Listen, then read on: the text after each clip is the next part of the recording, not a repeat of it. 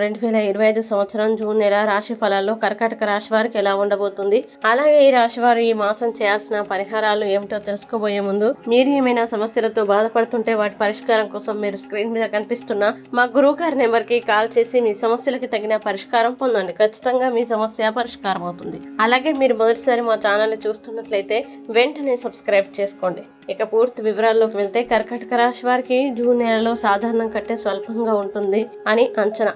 మీ పని వాతావరణంతో మీరు చాలా సంతృప్తి చెందుతారు మరియు అంతర్జాతీయ ప్రయాణానికి అవకాశాలు ఏర్పడతాయి. అలాగే మీరు వ్యాపారం కోసం విదేశాలకి వెళ్ళవచ్చు. వ్యాపార ప్రయోజనాల కోసం ప్రయాణాలు అనుకూలిస్తాయి. ఇది బహుశా మీ కెరీర్ కి మంచిది కావచ్చు. జూన్ నెలవారీ జాతకం ప్రకారం ఈ నెల బహుశా విద్యార్థులకి అంతంత మాత్రంగా ఉంటుంది. ఫలితంగా మీ తెలివితేటలు త్వరగా పెరుగుతాయి. విషయాలపైన మీకు గట్టి అవగాహన కల్పిస్తుంది. అలాగే ఈ సమయంలో మీరు మరింత కోపంగా మారుతారు. ఆర్థిక పరంగా చెప్పాలంటే ఈ నెలలో మీకు చాలా హెచ్చుతగ్గులు ఉండబోతున్నాయి. విజ్ఞానం మరియు కృషితో మీరు మీ ఆదాయాన్ని పెంచుకుంటారు మరియు డబ్బు సంపాదిస్తారు. ఇంకా వ్యాపార ప్రయాణం కూడా మీకు మరింత డబ్బు సంపాదించడంలో సహాయపడుతుంది. మీరు ఈ నెలలో అద్భుతమైన పొదుపు చేయడానికి మీ తెలివితేటల్ని ఉపయోగించగలరు. అలాగే వ్యాపార పెట్టుబడుల నుంచి మంచి లాభాలు వస్తాయి. మరికొంతమంది స్నేహితులు మీకు ఆర్థికంగా సహాయం అందిస్తారు. మీరు మున్పటి స్టాక్ మార్కెట్ పెట్టుబడుల నుండి రాబడి పొందినట్లయితే ఈ సమయంలో మీ ఆర్థిక పరిస్థితి మెరుగుపడుతుంది. అలాగే ఈ నెలలో జీర్ణ సమస్యల్ని నివారించడానికి మీ దినచర్య అదుపులో ఉంచుకోవడం మరియు ఎక్కువ పోషకాలు మరియు ద్రవాల్ని కలిగి ఉన్న ఆహారాన్ని తినడం చాలా ముఖ్యం.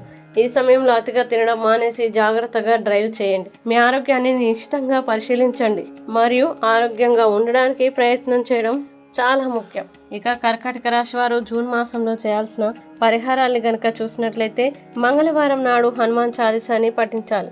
మంచి శుభ ఫలితాలని పొందుతారు. అలాగే కర్కాటక రాశి వారికి అనుకూల తేదీలు గనక చూసినట్లయితే వీరికి 5, 12, 14, 21, 23, 27 తేదీలు చాలా మంచి రోజులు. ఈ తేదీల్లో ఏ పని ప్రారంభించినా సరే మంచిది.